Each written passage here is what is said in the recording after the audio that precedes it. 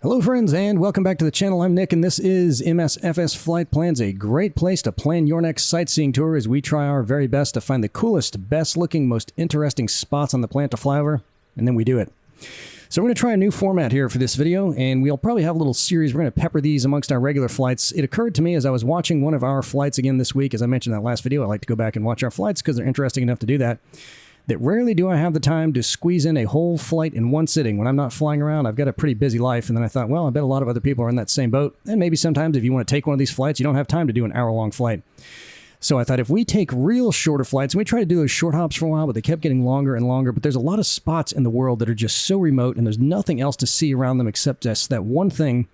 And if we're looking to occasionally get some shorter flights, it would be great to have a new series that I think I'm going to call Lunch Breaks, so you can do just that. Squeeze the video, or maybe even a flight in during your lunch break, or your morning cup of coffee, or maybe an extended trip to the bathroom, if you have your sim pit on your toilet, which would be incredible. Man, my wife would freak out if I did that, but I would definitely do it if she'd let me. So this will maybe open the door to that, and open the door to a lot more spots that I want to check out. So we'll start peppering those in there every now and then. I'm going to try to keep the total length of the video from start to finish, maybe with the exception of this one, since I'm telling you about what we're going to be doing, to 15 minutes in total. So today we're going to kick things off with a spot out in Williamstown, Kentucky, which is definitely in the middle of nowhere, but is also the location of a pretty spectacular spectacle. It is a life-size replica of the Ark. Yes, the Ark, like the one with Noah and the flood, the animals, and all that jazz. And the whole flight in the air is going to be about 10 to 12 minutes. So let's go ahead and hop in and get started, and I'll tell you more about that thing while we're heading out there. And yep, we are in the Bell 47J Ranger, and there are floats on that thing. You know what that means. And look at the field of view in this. Just ridiculous. I mean, the only thing I think you could probably do to get better than this would maybe crawl inside of a big clear helium balloon. I mean, there's just nothing in the way. And if you wanted to adjust your camera, you could really even get it so you could see down below you better, but it's just fantastic. So I'll tell you more about that once we get going. Let's shut this door real quick. I got to lean back for a second. And startup is pretty easy, and it's noisy and rattly, everything I love. And it's not all that easy to fly, despite being a very simple plane, or aircraft, or helicopter. Let's just call it what it is. All right, all that's good. Hit the starter. We should be good to go. Yeah, listen to that sputtering and rattling. And it runs up real quick.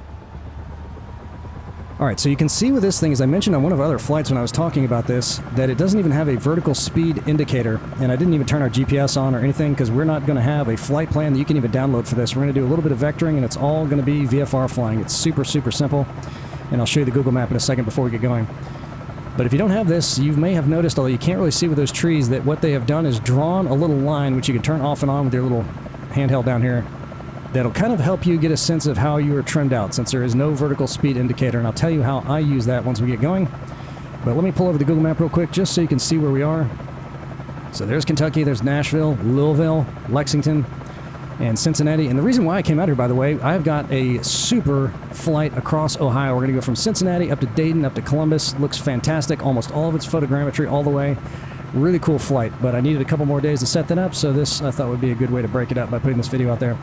So as we zoom in here, here's Williamstown, and it's going to look like it's a pretty long trip, but it's really not. We're pretty close on this map. So the airport that we're at right now is over here by Owenton, and I'll tell you, of course, the ICAO code for that, so you can find it along with the instructions, since there won't be a flight plan to download, but it's going to be super, super simple. So we're going to come up here, catch up with a powerline corridor, and then come over to I-75, which incidentally runs all the way down to Florida through Tampa, which we'll also take a flight out there soon. And then the Ark is going to be, when we zoom in, we can see it right there. So pretty quick flight. So what we're going to do here, here's the instructions for this, which again I will put in the video description. We're going to come up in the air, get to about the center of this runway, which is just a little dirt strip, and then take a heading of 73 degrees, fly that out to a power line corridor, which you will not miss until we catch up with 75, and then once we get to 75, which you'll also not miss, if we look over to our left, which would be north, we'll see the Ark, and then we can go ahead and head up in that direction. So that's that. Let's go ahead and get up in the air and get going.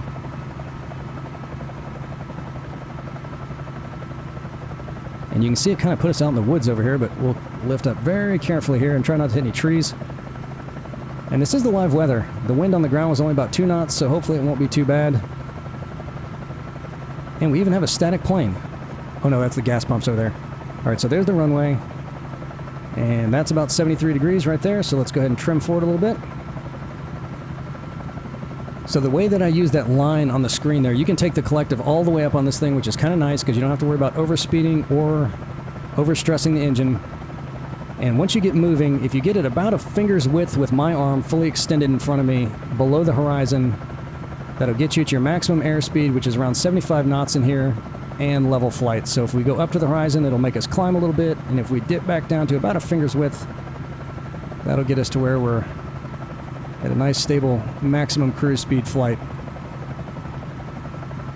So a couple of things that will be in our video description. One of them is the link to our new Discord server. I took a couple of group flights this week, which were a whole bunch of fun. One of them was out here. And I'm also going to put two things in there. I created a section called Free Chat, just to chat if you're doing a group flight or something, and I don't know really where else to stick these two things, so I'll put them in there for now.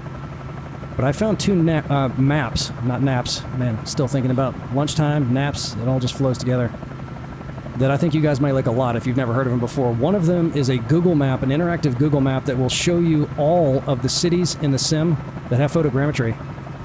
Because if you're like me, you may find it a little frustrating when you think there's a city, like Dallas, that you would think would be fully photogrammetry that's not. And you want to plop down there without having to get into the sim to find it out. Well, you can use that map. It'll show you all the places in the world, which I think is fully updated at this point, that have photogrammetry. Very, very cool. And you can turn off different points of interest and all that, bridges, whatever you want to look at in there. And the other one is from flightsim.to. And those guys, you guys that know that site maybe better than I do, may have already found this thing, but they also have an interactive map where you can click on that thing and it'll show you every place in the world that has a add-on that you can get from Flight Sim. So if you're going over a certain part of the country or a certain part of the globe and you want to see if they have any add-ons available, instead of trying to search around and just hope that they've been titled correctly, which sometimes they're not, as I mentioned before, you can go on that map, click on it, and just takes you right to the download. You're good to go. So that's really, really cool. And earlier this week, during one of those test flights, I don't know if you guys have seen the review videos for that new application, which is also free, called Auto FPS, which is supposed to automatically adjust your cloud settings and terrain level of detail downward as you approach areas that would stress your computer to try to keep the frame rates at a certain target. And I installed it and was trying it out, and it did not work very well for me. And I probably did something wrong, so I'm not blaming the developer. More than likely I screwed something up, but it kept dropping my terrain level of detail to 50, which was not working out well for me at all. So I went to try to install it and had quite a time doing that. You can't use your add install feature. I had to go find where the folder was and then manually delete the folder to get it out of there, but I may try that again, or if someone knows precisely how to use it. I figure it might be pretty good for us, because when you come up on an airport, when you got your graphics turned up real high, and then all of a sudden it starts stuttering, as often happens, it'd be nice to have something adjust that if I get it to work right. So you can see on here, everything is default scenery, but it looks very good and very believable. This is a great part of the country to fly over. And here's our power lines right here. So we just kept that heading of roughly, we're at about 60 degrees now, but if you just go in this general direction, you won't miss these things.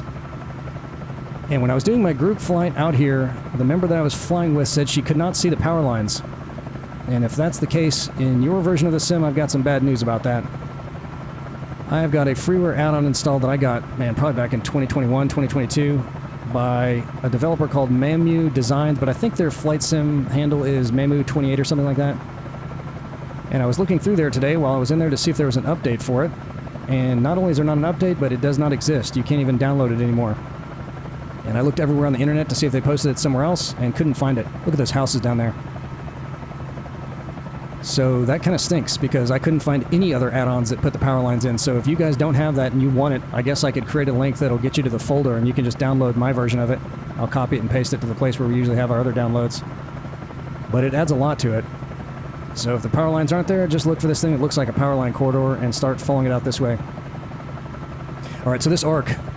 This thing opened in 2016, operated by an outfit called Answers in Genesis, run by a guy named Ken Ham. And those guys take a young Earth creationist stance on the Bible, which are the belief that the Earth's around 6,000 years old. And despite being a Christian myself, you guys know our channel is not a forum for debates of that nature, so I'll kindly ask that no one starts a debate about that. If you've been around the channel for a while, you probably guess where I stand on that. But they've built this ark out here, and this thing is, well, for one thing, no matter what your perspective about religion is, it's a life-size model of the ark. Who didn't want to see that? And it should be about life-size, according to the biblical specs, which makes it about 510 feet long, about 85 feet wide, and 51 feet high. And just to kind of frame that in terms you might be a little bit more familiar with, I'm sure no one's ever seen the Titanic in real life, but it's a bit shorter than the Titanic, about 370 feet shorter. And it's about 690 feet shorter than the longest cruise ship today. So there's 75 right up there, and there's the ark over there. So we're going to come up a little further and then head over that way. But this thing is, however, About 60 feet longer than the longest wooden ship that was ever built, which was a 6-masted American schooner called the Wyoming, built in 1909. So as far as wooden ships go, it's big.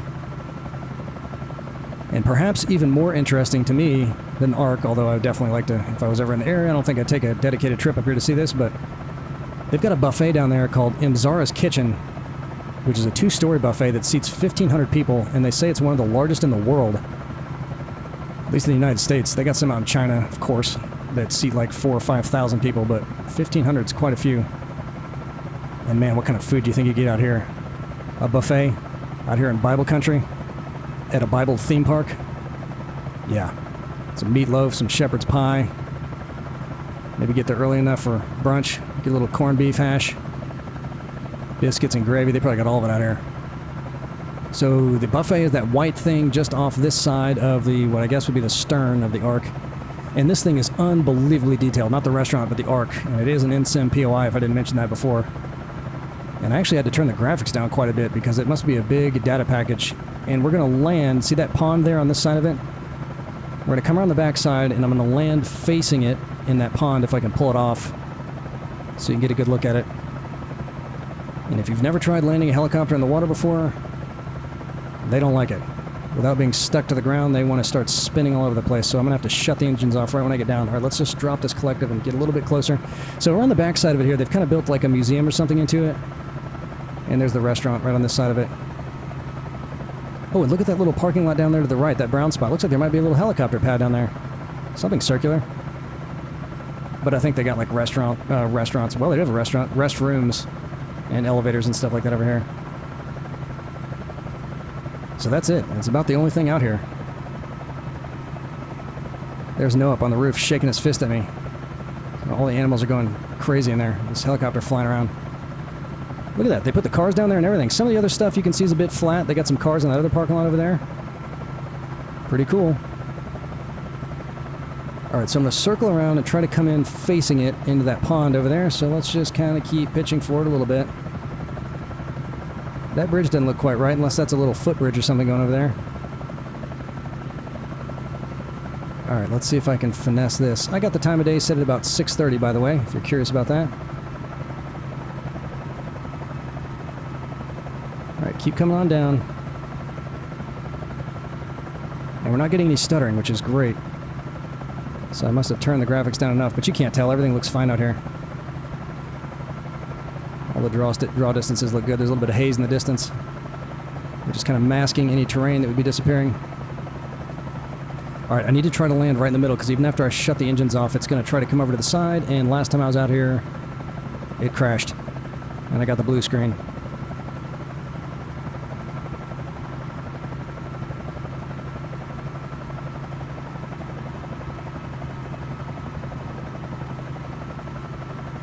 Alright. Not too fast. Need to try to get right in the middle. Maybe even over to the left here a little bit, because last time it sent me backwards. And I hit those trees over there. So that next flight's going to be the one up in Ohio. And I might do a 2-part series out there, because I'd like to go out to Cleveland too. They got a really cool airport out there. If you've never been out there, right along the water. Really looks cool. Alright, I don't want to hit the ground too hard or the water, because even though it's water, it'll still kill the sim for that too. So let's just gently put her down nice and easy here. Nice and easy. And then I got to reach up there and shut this thing off real quick. Alright. Giving it some left collective so it doesn't start spinning. We'll just pull the fuel down. Alright, don't move, don't move, don't go to the side. How much room do we have? Oh, we got plenty of room, we're good. So there it is, there's the Ark. You know what, you guys want to get in the drone view? Just to get a nice close-up look? Let's take a look at that real quick. Just to see how good it looks from even closer. Hey, chat. Look at that. I mean, that is really detailed.